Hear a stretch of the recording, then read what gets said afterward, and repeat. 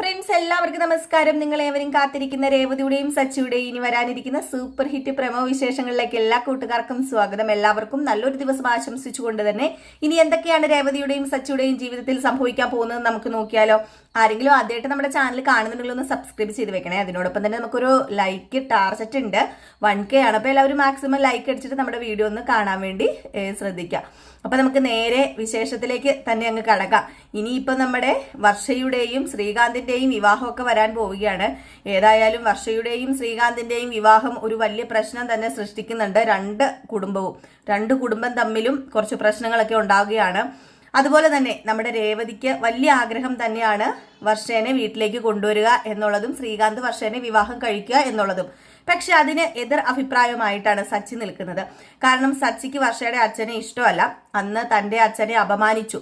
അപ്പൊ അതിന് മാപ്പ് പറയാതെ നമ്മുടെ വർഷയുടെ അച്ഛനെ, അതായത് അതിന് മാപ്പ് പറയുകയാണെങ്കിൽ, വർഷയുടെ അച്ഛൻ വന്ന് മാപ്പ് പറയുകയാണെങ്കിൽ മാത്രമേ ഈ വിവാഹം നടക്കുകയുള്ളൂ എന്നാണ് പറയുന്നത്. അതിനോടൊപ്പം തന്നെ പെൻഷൻ പൈസ കുറെ നാൾ തടഞ്ഞും വെച്ചല്ലോ. ഇപ്പം പെൻഷൻ പൈസ ഒക്കെ കിട്ടുന്നുണ്ട് കേട്ടോ. ഞാൻ ഈ പറയുന്ന കഥ ആ ഒരു സമയത്ത് പെൻഷൻ പൈസ ഒക്കെ കിട്ടുന്നുണ്ട്.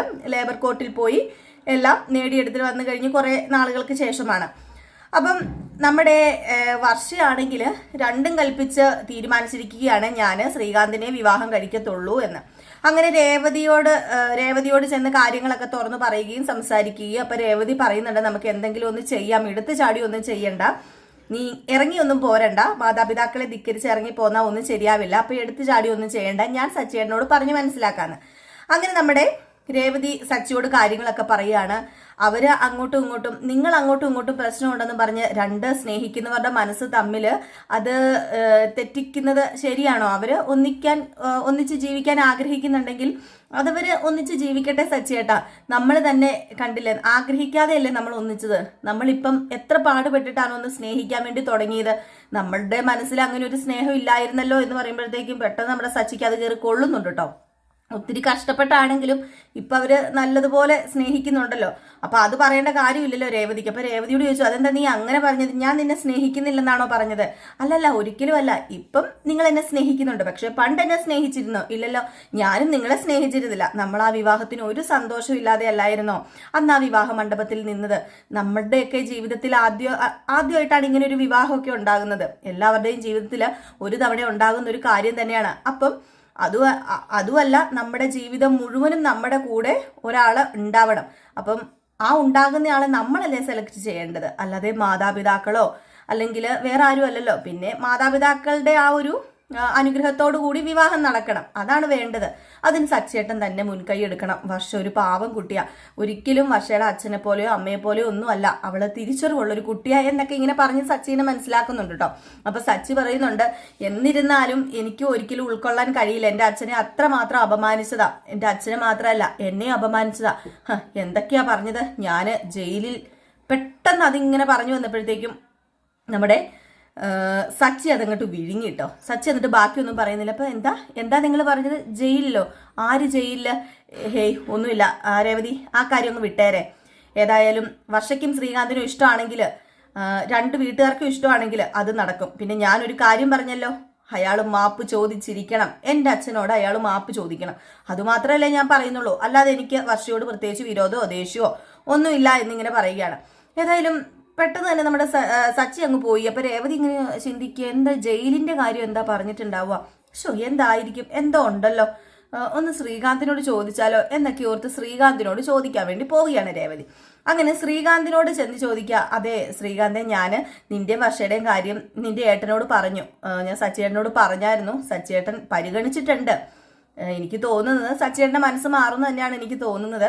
പിന്നെ കുറച്ച് കർശനം പറയുന്നത്, വർഷയുടെ അച്ഛൻ വന്ന് മാപ്പ് പറയണം, അന്ന് പ്രശ്നമൊക്കെ ഉണ്ടായതിന് മാപ്പ് പറയണം, അതുപോലെ തന്നെ പെൻഷൻ തടഞ്ഞു വെച്ചതിന് മാപ്പ് പറയണം എന്നൊക്കെ തന്നെയാണെന്ന് പറഞ്ഞപ്പോഴത്തേക്കും, ഇതായ ഏടത്തി ഞാൻ പറഞ്ഞത്, ഈ വിവാഹം നടക്കാൻ പോകുന്നില്ല, ഇത് വെള്ളത്തിൽ വരച്ച വര പോലെയാ, അതുകൊണ്ട് ഏടത്തി ഇതിനോർത്ത് ടെൻഷൻ അടിക്കൊന്നും വേണ്ട, ഞാൻ ഇത് പണ്ടേ അങ്ങ് വിട്ടേക്കാം, പോട്ടെ, സ്നേഹിച്ച പെണ്ണിനെ കെട്ടിയില്ലെന്നും പറഞ്ഞുകൊണ്ട് ഞാൻ ആത്മഹത്യയൊന്നും ചെയ്യാൻ പോകുന്നില്ല.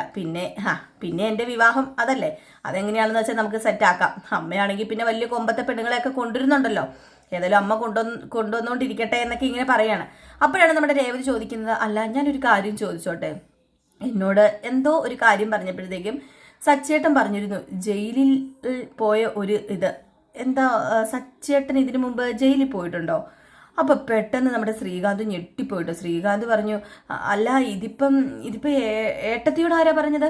അല്ല എന്നോട് ആരും പറഞ്ഞില്ല, ഞാൻ ഇങ്ങനെ സംസാരിച്ചപ്പം നിന്റെ സച്ചേട്ടന്റെ വായിൽ നിന്ന് തന്നെയാണ് അത് വീണതെന്ന് പറഞ്ഞപ്പം ഹേയ് അങ്ങനെയൊന്നും ഉണ്ടായിട്ടില്ല, അതിനെക്കുറിച്ചൊന്നും ഞാൻ പറയുന്നില്ല ഏടത്തി, അതിനെക്കുറിച്ച് എന്തെങ്കിലും സച്ചേട്ടനെ ഏടത്തിയോട് പറയാൻ തോന്നുമ്പോൾ സച്ചേട്ടൻ തന്നെ പറഞ്ഞോളൂ എന്നിങ്ങനെ പറഞ്ഞു. അപ്പോഴും നമ്മുടെ രേവതിയുടെ മനസ്സിൽ ഇനിയിപ്പോൾ ആരെങ്കിലും കൊന്നിട്ടാണോ ജയിലിൽ പോയിട്ടുണ്ടായിരിക്കുക, ഇനിയിപ്പോൾ താൻ വിചാരിക്കുന്നത് പോലെ സച്ചിക്ക് തന്നോട് സ്നേഹമൊക്കെ ഉണ്ട്, എങ്കിലും സച്ചി നേരത്തെ ഭയങ്കരനൊക്കെ ആയിരുന്നല്ലോ, അപ്പോൾ അതുകൊണ്ട് ഇനിയിപ്പോൾ ആരെങ്കിലും കൊന്നിട്ടുണ്ടായിരിക്കുമോ, എനിക്ക് പേടിയാവോ എന്നൊക്കെ പറഞ്ഞു. പിന്നെ നമ്മുടെ സച്ചിനെ രേവതി കുറച്ച് പേടിയോടൊക്കെ കൂടി കാണുന്നു.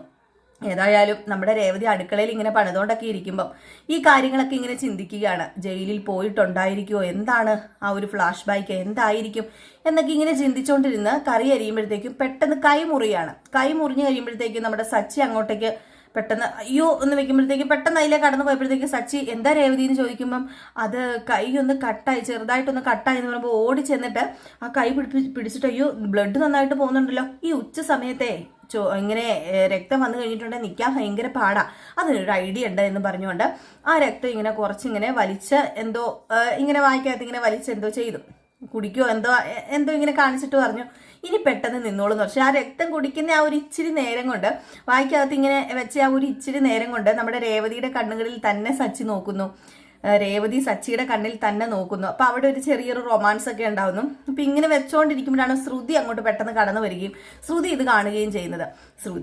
ശ്രുതിയും തമ്മിൽ ചെറിയൊരു കല്ലുകടിയൊക്കെ ഉണ്ടായിരിക്കുന്ന സമയമാണ്. അപ്പൊ ഇത് കണ്ടു കഴിയുമ്പോഴത്തേക്കും പെട്ടെന്ന് എന്തോ പോലെ ആയി പോവാ ശ്രുതിക്ക്. അങ്ങനെ സച്ചി രേവതിയും ശ്രുതിയെ കാണുകയും ചെയ്തു, കൈ ഇങ്ങനെ പെട്ടെന്ന് എടുക്കുകയും ചെയ്തു. അപ്പോഴത്തേക്കും നമ്മുടെ രേവതി ചോദിച്ചു, അല്ല എന്താ ശ്രുതി എന്തെങ്കിലും വേണോന്ന് ചോദിച്ചപ്പം ഹേയ് ഒന്നും വേണ്ട ഞാനങ്ങ് പോവാന്ന് പറഞ്ഞുകൊണ്ട് ശ്രുതി അങ്ങ് പോവുകയും ചെയ്തു കേട്ടോ. ഏതായാലും ശ്രുതിക്കിത് മനസ്സിലങ്ങ് വല്ലാണ്ട് വേദനയാകുകയാണ്. ഇവർ തമ്മിൽ ഇങ്ങനെ സ്നേഹിക്കുകയും ശ്രുതിയും കലഹിക്കുകയും ഏതു നേരവും അടിപിടിയൊക്കെ തന്നെയാണ്. 5 പൈസ പോലും നമ്മുടെ ശ്രുതിയുടെ കയ്യിൽ എടുക്കാനില്ല. ശ്രുതിയുടെ കയ്യിലാണെങ്കിലും ഒരു പിണ്ണാക്കുമില്ല, ഒരു മണ്ണാങ്കട്ടയും ഇല്ല. ബ്യൂട്ടി പാർലർ വിൽക്കുകയും ചെയ്തു. അവിടെ ഇപ്പം വെറും സ്റ്റാഫായിട്ടാണ് നിൽക്കുന്നത്. അത് ചന്ദ്രയ്ക്കോ വേറെ ആർക്കോട്ടോ അറിയത്തുമില്ല താനും. അപ്പൊ ആ ഒരു സിറ്റുവേഷനിലൂടെ കടന്നു പോകുമ്പം ഇവര് ജീവിതം ഇങ്ങനെ ആസ്വദിച്ച് ഓരോ കാര്യങ്ങളൊക്കെ ഇങ്ങനെ ചെയ്ത് ഇവര് കഷ്ടപ്പെട്ടിട്ടാണെങ്കിലും ഇഷ്ടത്തോടു കൂടിയാണ് കഷ്ടപ്പെടുന്നത്. അപ്പൊ അതിൻ്റെതായ ഒരു ഇതുണ്ടല്ലോ, നമ്മൾ കഷ്ടപ്പെടുവാണെങ്കിലും ഇഷ്ടത്തോടു കൂടി കഷ്ടപ്പെട്ടാൽ അത് നമുക്ക് നല്ലൊരു മനസ്സിനൊരു സമാധാനം തന്നെയാണ്. അത് എത്രയ്ക്ക് കുറഞ്ഞ ജോലിയാണെങ്കിലും നമ്മൾ സന്തോഷത്തോടു കൂടി ചെയ്യുകയാണെങ്കിൽ നമുക്കത് ഇഷ്ടമല്ലേ, നമുക്ക് ഒത്തിരി ടൈം അതിൽ സ്പെൻഡ് ചെയ്യാനൊക്കെ ആയിട്ട് സാധിക്കും. അപ്പൊ അതുപോലെ തന്നെ നമ്മുടെ രേവതിക്കും സച്ചിക്കും, രേവതിക്ക് പൂ കെട്ടാനും വലിയ ഇഷ്ടമാണ്, സച്ചിക്ക് ഡ്രൈവിങ്ങും വലിയ ഇഷ്ടമാണ്. അതുകൊണ്ട് അവർ ആസ്വദിച്ച് അങ്ങ് പോവുകയാണ് കേട്ടോ. അങ്ങനെ പെട്ടെന്ന് കൈയെടുത്ത് മാറ്റിയിട്ട് നമ്മുടെ സച്ചി ഏതായാലും ഇനി നീ ഒരു ചെറിയൊരു ചെറിയൊന്ന് കെട്ടിവെച്ച് കഴിഞ്ഞിട്ടുണ്ടെങ്കിൽ വലിയ കുഴപ്പമൊന്നുമില്ല എന്ന് പറഞ്ഞ് കെട്ടിയൊക്കെ കൈയൊക്കെ ചെറിയായിട്ട് ബാൻഡേജ് വെച്ച് കെട്ടിയൊക്കെ കൊടുത്തിട്ട് ഇനി നീ കിച്ചണിൽ നിൽക്കണ്ട എന്നും പറഞ്ഞ് നമ്മുടെ രേവതിനെ കൂട്ടിക്കൊണ്ട് സച്ചി പോകുമ്പോഴത്തേക്കും ചന്ദ്ര ചോദിക്കുകയാണ്, അല്ലല്ല ഇത് എങ്ങോട്ട് പോവാന്ന് ചോദിക്കാം. അപ്പൊ സച്ചി പറഞ്ഞു, എങ്ങോട്ട് പോകാനാ, ഞങ്ങളുടെ റൂമിലേക്ക് പോവാ. അതെ ഇവളുടെ കൈ മുറിഞ്ഞു, ഇനിയിപ്പം ബാക്കിയുള്ളതേ അമ്മ തന്നെ അങ്ങോട്ട് അരിയേ, അല്ലെങ്കിൽ പിന്നെ ഇവിടെ എൻ്റെ പൗഡർ ഇടത്തിനെ കൊണ്ട് അരിയിപ്പിക്കാൻ പറയുമ്പോൾ അയ്യോ പിന്നെ ശ്രുതിനെ കൊണ്ട് അരിയിപ്പിക്കാനോ, ശ്രുതിയുടെ കൈ അങ്ങനെ അരിയാനുള്ള കൈയൊന്നുമല്ല, ആ കൈ നല്ല സ്പോഞ്ച് പോലെ ഇരിക്കേണ്ട കൈയാ, നല്ല മസാജൊക്കെ ചെയ്തു കൊടുക്കേണ്ട കൈയാ, ഇവളെ പോലെ അടുക്കള വേലക്കാരി അല്ല അവള് ബ്യൂട്ടി പാർലറിൽ പോയി കഷ്ടപ്പെടുന്നവളാന്ന് പറയുമ്പം അല്ല അമ്മ എപ്പോഴും പറയുന്നുണ്ടല്ലോ ഈ ബ്യൂട്ടി പാർലറിൽ പോയി കഷ്ടപ്പെടുന്ന കാര്യം, എന്നിട്ട് ഇപ്പം പലപ്പോഴും ബ്യൂട്ടി പാർലറിൽ പോയി കഷ്ടപ്പെടുന്നത് കാണാറില്ല ഇവിടെ എന്ന് പറയുമ്പം എന്താടാ സച്ചി നീ എന്തിനാ ഇവളെ ചോദ്യം ചെയ്യുന്നത്, ഇവളുടെ ഭർത്താവുണ്ട് ഇവളെ ചോദ്യം ചെയ്യാന്. എൻ്റെ പൊന്നോ ഞാനിപ്പോൾ ആരെയും ചോദ്യം ചെയ്യാൻ വന്നൊന്നുമല്ല, ഇത്രയൊക്കെ പറഞ്ഞ സ്ഥിതിക്ക് അങ്ങ് പറഞ്ഞതാ. പിന്നെ ഇന്ന് രേവതി ഇവിടെ കറിയും കഞ്ഞിയും ഉണ്ടാക്കിയിട്ടേ നിങ്ങൾ കുടിക്കുള്ളെങ്കിൽ ഇന്ന് നിങ്ങൾ പട്ടിണിയായി പോകും. വാ രേവതി നീ പേടിക്കണ്ട, നീ പട്ടിണിയാകാതെ ഞാൻ നോക്കിക്കോളാം, നമുക്ക് പുറത്തു പോയി എന്തെങ്കിലും കഴിക്കാമെന്ന് പറഞ്ഞ് രേവതിനെ അങ്ങ് കൂട്ടിക്കൊണ്ട് പോകുമ്പോഴത്തേക്കും ചന്ദ്രയ്ക്ക് ഉത്തരം മുട്ടി പോവുകയാണ്. ചന്ദ്ര ഇത് കണ്ടിട്ട് കലിമൂത്ത് നിൽക്കുക. അങ്ങനെ ശ്രുതി പറഞ്ഞു, അയ്യോ അമ്മ എന്തിനാ വിഷമിക്കുന്നത്, ഞാൻ പോയി കറിക്ക് അരിഞ്ഞോളാം. അല്ലെങ്കിലും ഞാൻ അവിടെ ചെന്ന് കഴിഞ്ഞപ്പോഴത്തേക്കും കാണാൻ പാടില്ലാത്ത ഒരു കാഴ്ചയാണ് കണ്ടത്. എന്ത് കാഴ്ചയാണ് മോള് കണ്ടത്? അത് പിന്നെ രേവതിയുടെ കൈ ചെറുതായിട്ട് മുറിഞ്ഞപ്പം സച്ചി അതിങ്ങനെ വായിൽ വെച്ച് ഇങ്ങനെ ആ ഒരു മുറിവ് ഇങ്ങനെ സംരക്ഷിക്കുന്നത് ഞാൻ കണ്ടു. ഓഹോ, അപ്പൊ അത്രത്തോളം ആയല്ലേ ഇവിടെ. മോളെ, ഞാനൊരു കാര്യം പറഞ്ഞേക്കാം ശ്രുതി, ഇനി ഒട്ടും വെച്ച് താമസിപ്പിക്കരുത്. നിങ്ങൾ എന്താ ഇങ്ങനെ വെച്ച് താമസിപ്പിക്കുന്നത്? എന്ത് വെച്ച് താമസിപ്പിക്കുന്നത്? അല്ല, ഒരു കുഞ്ഞിന്റെ കാര്യം ഞാൻ മോളോട് പറഞ്ഞായിരുന്നല്ലോ. ഇനി എന്തെങ്കിലും പ്രശ്നം രണ്ടുപേർക്കും ഉണ്ടോ എന്നറിയാൻ വേണ്ടി ഒന്ന് ഹോസ്പിറ്റലിൽ പോയെന്ന് നോക്ക്. ഹേയ്, പ്രശ്നങ്ങളൊന്നും എനിക്കില്ലമ്മേ. അല്ല, അതെങ്ങനെ മോൾക്കറിയാം മോൾക്ക് പ്രശ്നമില്ലെന്ന്? അല്ല, മോൾ ഇതുവരെ പ്രസവിച്ചിട്ടൊന്നും ഇല്ലല്ലോ. അപ്പോഴാണ് പെട്ടെന്ന് നമ്മുടെ ശ്രുതി ഒന്ന് ഞെട്ടുന്നത്. അല്ല, അത് പിന്നെ എനിക്ക് പ്രശ്നങ്ങളൊന്നും കാണത്തില്ലെന്ന് ഞാൻ പറഞ്ഞതാ. പിന്നെ വേണമെങ്കിൽ ഞാനും ശ്രുതിയും കൂടെ ഒന്ന് ഹോസ്പിറ്റലിൽ പോവാം. ഹോസ്പിറ്റലിൽ പോയി നോക്കുന്ന മോളെ നല്ലത്. ഏതായാലും മോള് കിച്ചണിലേക്ക് പോകണ്ട. എന്തെങ്കിലും അരിഞ്ഞു പിറക്കി ഞാൻ ഉണ്ടാക്കാമെന്ന് പറഞ്ഞുകൊണ്ട് ചന്ദ്ര അങ്ങ് പോയി. അങ്ങനെ ശ്രുതി ആകപ്പാടെ പെട്ടു നിൽക്കുന്ന ഒരു അവസ്ഥ. ഇനി ഹോസ്പിറ്റലിൽ അങ്ങാടം പോയി ചെക്കപ്പ് ചെയ്ത് കഴിഞ്ഞിട്ടുണ്ടെങ്കിൽ പ്രസവിച്ചതാണ് നമ്മുടെ ശ്രുതി എന്ന് അറിയുമല്ലോ. ഏതായാലും അതുകൊണ്ട് തന്നെ ഹോസ്പിറ്റലിൽ പോകാൻ ഒട്ടും താല്പര്യമില്ല. പേടിച്ചു വിറച്ചൊക്കെ നിൽക്കുകയാണ്. അങ്ങനെ മീരയുടെ അടുത്ത് പോയി. എപ്പോഴും സഹായം ചോദിക്കുന്ന മീരയാണല്ലോ. അപ്പം മീരയുടെ അടുത്ത് പോയി കാര്യങ്ങളൊക്കെ പറഞ്ഞപ്പോഴത്തേക്ക് മീര പറഞ്ഞു, നീ ഇനി കൂടുതൽ അവിടെ നിന്ന് കഴിഞ്ഞാൽ പ്രശ്നമാവുകയുള്ളൂ. ഒരു കാര്യം ചെയ്യുക, നീ അവിടെ നിന്ന് സുധീനെ കൂട്ടി എത്രയും പെട്ടെന്ന് മാറുന്നതായിരിക്കും നല്ലത്. പിന്നെ അറിയാലോ, രേവതിയും നിന്റെ ആദിയും തമ്മിൽ അത്രയ്ക്ക് ഡീപ്പായിട്ടുള്ള ബന്ധമാണ്. അപ്പൊ ഇതിനിടയിലായിട്ട് രേവതിയും ആരതിയും കണ്ടുമുട്ടുകയും അവരിടയ്ക്കിടയ്ക്ക് വീട്ടിൽ വന്നു പോവുകയും ഒക്കെ ചെയ്യുന്നുണ്ട് കേട്ടോ. അതൊക്കെ നമ്മുടെ ശ്രുതിക്കൊട്ടും പിടിക്കുന്നുമില്ല. രേവതിനെ ഒത്തിരി സ്നേഹിക്കുന്നുണ്ട് ആദി, അതൊട്ടും ഇഷ്ടമല്ല ശ്രുതിക്ക്. പക്ഷെ ശ്രുതി സ്നേഹിക്കുവോ അതില്ലതാനും. അപ്പൊ അതുകൊണ്ട് തന്നെയാണ് കൂട്ടുകാരി പറഞ്ഞത്. അങ്ങനെ അവർ തമ്മിൽ ഒരു ഡീപ്പായിട്ടുള്ള ബന്ധം വളരുന്നുണ്ട്. അതുകൊണ്ട് പിന്നെ നിന്റെ മോന്റെ കാര്യം നിനക്കറിയാലോ, അവൻ ചെറുതായി അല്ല വരുന്നത്, അവൻ വലുതായി ആണ് വരുന്നത്. അവൻ ഇപ്പൊ നിന്നെ കണ്ടിട്ടും, അതായത് വീട്ടിൽ വെച്ച് നിന്നെ പലപ്പോഴും കാണുന്നുണ്ട്. എന്നിട്ട് പോലും നിന്നെക്കുറിച്ച് ചോദിക്കുകയോ പറയുകയോ നിന്റെ കാര്യങ്ങൾ ആരോട് സംസാരിക്കുക പോലും ചെയ്യുന്നില്ല. അപ്പൊ അവനൊരു അറിവുണ്ടായിട്ട് തന്നെയാണല്ലോ അവൻ അത് അങ്ങനെയൊക്കെ ചെയ്യുന്നത്. അതൊരു വലിയ പ്രശ്നമാവുമെന്ന് അവനറിയാം. അതുകൊണ്ട് എത്രയും പെട്ടെന്ന് നീ കാര്യങ്ങളൊക്കെ പറഞ്ഞ് മനസ്സിലാക്കണം. നിന്റെ മകനെ പറഞ്ഞ് മനസ്സിലാക്കുകയും സുധീനെ പറഞ്ഞ് മനസ്സിലാക്കുകയും നിന്റെയും സുധിയുടെയും കൂടെ നിന്റെ മകനെ കൂട്ടാൻ നിന്ന് ശ്രമിക്കണം എന്ന് പറയുമ്പം അതെങ്ങനെയാ ശരിയാവുന്നത്? എൻ്റെ അമ്മായിയമ്മയുടെ കാര്യം നിനക്കറിയാലോ, എന്നെ കൈവെള്ളയെ കൊണ്ടല്ലേ നടക്കുന്നത്. ആ ഒരു സമയത്ത് ഞാൻ സുധീനെയും കൊണ്ട് ഈ വീട്ടിൽ നിന്ന് ഇറങ്ങിക്കഴിഞ്ഞിട്ടുണ്ടെങ്കിൽ അതമ്മയ്ക്ക് സഹിക്കുവോ? നിന്റെ അമ്മായിയമ്മയുടെ കണ്ണിലെ കണ്ണുനീര് കണ്ടുകൊണ്ടിരുന്നാൽ നീ കരഞ്ഞ് മടുക്കേണ്ട വരും, നിന്റെ ജീവിതം പോകേണ്ടി വരും. അതുകൊണ്ട് നീ എന്താണെന്ന് വെച്ചാൽ ഒരു സൊല്യൂഷൻ കണ്ടുപിടിക്കുന്നതായിരിക്കും നല്ലത്. അവിടെ നിന്ന് കഴിഞ്ഞാൽ ഉറപ്പായിട്ടും നിനക്ക് ആപത്താ. രേവതി തന്നെ ആയിരിക്കും നിനക്കൊരു ആപത്ത് കൊണ്ടു തരിക. കാരണം ആ കുഞ്ഞ് എപ്പോഴും ഇപ്പൊ അവിടെ വരുന്നുണ്ടെന്ന് ഓർത്തോണെന്ന് പറയുകയാണ്. നമ്മുടെ ആദി എപ്പോഴും അങ്ങോട്ട് വരുന്നുണ്ട്. പക്ഷെ ആദി നമ്മുടെ ശ്രുതിയുടെ കാര്യങ്ങൾ ആരോടും പറയുകയോ രേവതിയോട് പോലും പറയുകയോ സംസാരിക്കുകയോ ചെയ്യുന്നില്ല. അപ്പൊ ആ കുഞ്ഞിന് എന്തൊക്കെയോ മനസ്സിലായിട്ടുണ്ടായിരിക്കാം. ആ കുഞ്ഞിന് അത്രയ്ക്കും അറിവുള്ളത് കൊണ്ടാണല്ലോ അതിനെക്കുറിച്ചൊന്നും സംസാരിക്കാത്തത്. ഏതായാലും ഇതൊക്കെ കഴിഞ്ഞിട്ട് നമ്മുടെ രേവതി ആണെങ്കിൽ കൈയൊക്കെ മുറിഞ്ഞിരിക്കുന്നു. വല്ലാത്ത ആ ഒരു ഇതിലിരിക്കുകയാണ്. ഒരു ചെറുതായിട്ടൊന്ന് മുറിഞ്ഞതേ ഉള്ളൂ. രേവതിക്ക് അത് പുത്തരിയൊന്നും അല്ല. രേവതി ചുമ്മാ റെസ്റ്റ് എടുക്കാൻ വേണ്ടി നമ്മുടെ സച്ചി അകത്ത് കൊണ്ട് ഇരുത്തുന്നതാണ്. അപ്പൊ രേവതിയോട് ചോദിക്കുകയാണ്, നീ സിനിമയ്ക്കൊക്കെ പോയിട്ടുണ്ടോ എന്നൊക്കെ ഇങ്ങനെ ചോദിക്കുമ്പോഴത്തേക്കും, എന്ത് സിനിമയ്ക്ക്? വീട്ടിൽ പോലും ഞാനൊരു സിനിമ ചൊവ്വേ നേരെ കണ്ടിട്ടില്ല, എനിക്ക് സിനിമാ നടന്മാരൊന്നും അറിയത്ത് പോലും ഇല്ലെന്ന് പറയുമ്പോൾ, അപ്പൊ നീ ഇതുവരെ സിനിമാ തിയേറ്ററിലൊന്നും പോയിട്ടില്ലേ? ഞാനും വലിയ കാര്യമായിട്ടൊന്നും സിനിമയ്ക്ക് പോകാറില്ല രേവതി. പക്ഷേ ഞാൻ 1-2 പടത്തിനൊക്കെ പോകുന്നുണ്ട്. എനിക്ക് വിജയിനെ ഭയങ്കര ഇഷ്ടമാണ്. അപ്പം തമിഴിലെ വിജയുടെ പടവും മലയാളത്തിലെ മോഹൻലാൽ സാറിനെയാണ് എനിക്കിഷ്ടം. എനിക്ക് മോഹൻലാലിന്റെ പടമൊക്കെ ഒത്തിരി ഇഷ്ടമാണ്. അപ്പം ഞാനതൊക്കെ പോയി കാണാറുണ്ട്. അങ്ങനെ വരുമ്പോൾ പോയി കാണാറുണ്ട്. എങ്കിൽ പിന്നെ നമുക്കൊരു കാര്യം ചെയ്താലോ, ഇന്നൊരു സിനിമയ്ക്ക് പോയാലോ എന്നിങ്ങനെ രേവതിയോട് ചോദിക്കുമ്പോൾ, അയ്യോ സിനിമയ്ക്ക് പോകാനോ?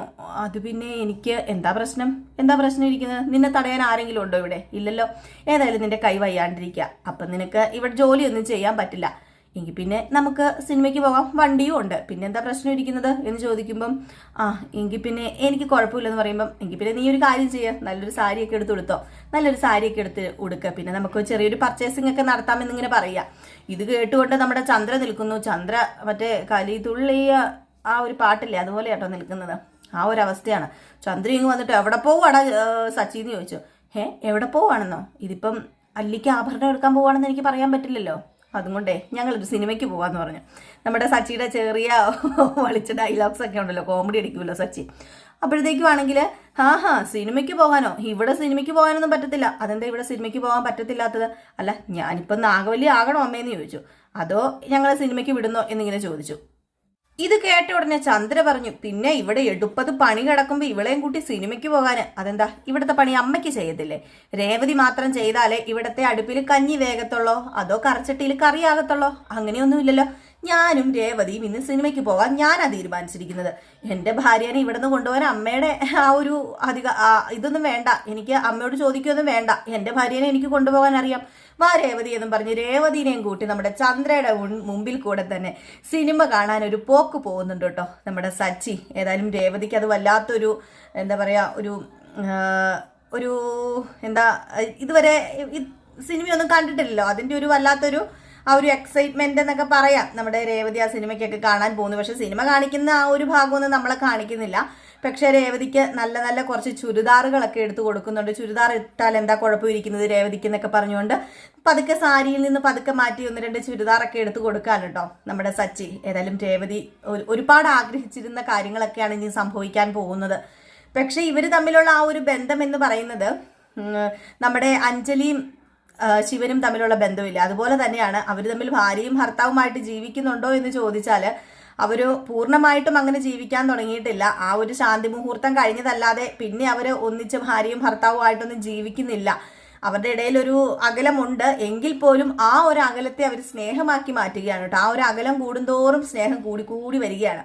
അപ്പൊ കാത്തിരുന്ന് തന്നെ കാണാല്ലേ ഇനി എന്താ സംഭവിക്കാൻ പോകുന്നത്. നമുക്ക് എല്ലാവർക്കും കാത്തിരിക്കാം. പിന്നെ നമ്മൾ ഇപ്പൊ പറയുന്ന കഥ എന്ന് പറയുന്നത് നാളത്തെ കഥയല്ല. പ്രത്യേകിച്ച് ഞാൻ എടുത്തു പറയുകയാണ്, ഇത് നാളത്തെ കഥയല്ല, ഇനി വരാനിരിക്കുന്ന ദിവസങ്ങളിലെ കഥയാണ്. അതായത് ചിലപ്പോൾ അത് 1-2 ആഴ്ച 3 ആഴ്ചയൊക്കെ എടുത്തിട്ടായിരിക്കും ഈ ഒരു വിശേഷം നിങ്ങളെ കാണിക്കുക. പിന്നെ രേവതിയുടെയും സച്ചിയുടെയും നല്ല നല്ല നിമിഷങ്ങൾ കേൾക്കാൻ ആഗ്രഹിക്കുന്ന ഒത്തിരി പേരുണ്ട്. അപ്പൊ നമുക്ക് കമന്റ് ഇട്ടിട്ടുണ്ടായിരുന്നു ഇവരെങ്ങനെയാണ് മുമ്പിലേക്ക് ഇനി ജീവിക്കുക എന്നൊക്കെ. അപ്പൊ അതുകൊണ്ട് തന്നെയാണ് ഞാനിപ്പോൾ ഉച്ചയ്ക്ക് എന്നും പ്രണയവിശേഷങ്ങളുമായിട്ട് രേവതിയുടെയും സച്ചിയുടെയും നല്ല നല്ല നിമിഷങ്ങൾ മാത്രം ഉൾക്കൊള്ളിച്ചു കൊള്ളുന്ന എപ്പിസോഡുകളുമായിട്ട് വരുന്നത്.